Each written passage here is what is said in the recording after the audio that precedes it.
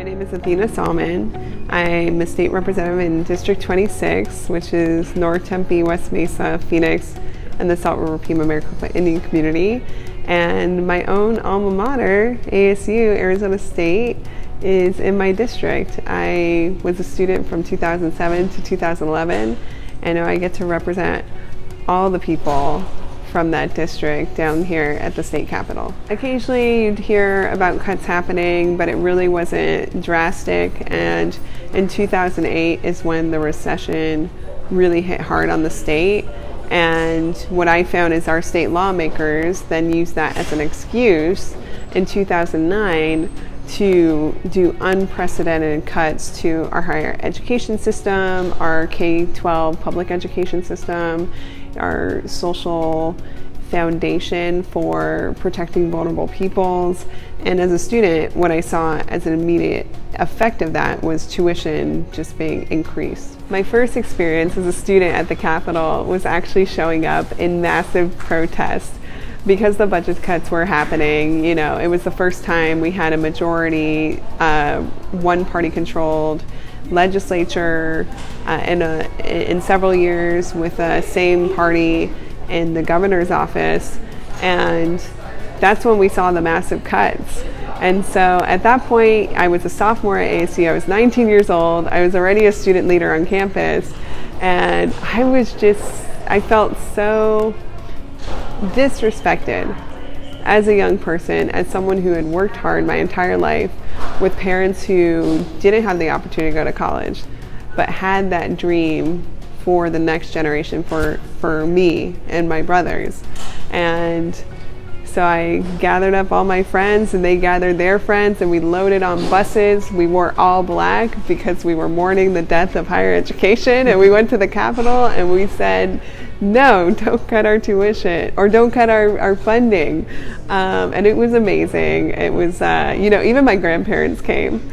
You know, my 80-year-old grandfather and my 70-something grandmother, even they came out in support, because it didn't matter if you were a student, didn't matter if you were a parent or a grandparent or just a community member. Everyone universally knew, Arizonans all across the state knew, that it is fundamentally wrong to deliberately underfund your public education system, including your community colleges, including your universities. And, you know, it was a really powerful day. We won big. We were able to reduce the cuts that they were planning by over $100 million. And, you know, when I had organized and brought students to protest, what gave me infrastructure and what gave students like me infrastructure was ASA. The Arizona Students Association was the backbone in creating that momentum and creating that structure. So after we had done that first action, we then were being trained on how to lobby our lawmakers and meet one-on-one, building relationships with them, how to continue to organize direct actions on campus and at the state capitol to put pressure on policymakers who are elected and policymakers who are appointed, because it's an appointed board that decides and sets tuition rates and sets fee increases. So understanding that power infrastructure, when I was a student, I got that exclusively through the Arizona Student Association. Where is the money going? If it's being taken out of higher education, it's going somewhere. And so let's just look at the facts. The facts are, when I started college in 2007, the state legislature ensured that the budget provided $1 billion for the 3 public universities and $500 million for our Department of Corrections, for our state prison system. You fast forward 10 years later to 2017, and our state prison system gets $1 billion out of taxpayer money, and the universities that have probably 100, if not 200,000 more students, just thousands upon thousands more students than they did 10 years ago, only get $500 million. Prisons get $1 billion, universities only get $500 million. And so If you really want to know a government's priorities, look at the budget. Look at the budget. Ignore the lip service. Every politician is going to say they support education. Every politician is going to say that they're pro-family.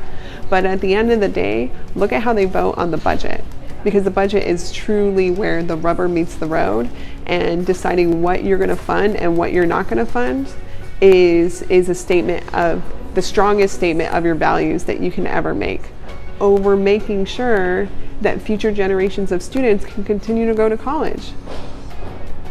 All while defunding, all while starving our K-12 system of the resources they need to even prepare students to go to college in the first place.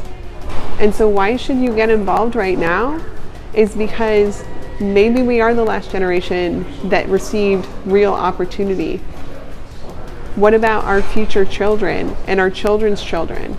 At the rate it's going, we're not going to be able to afford anything.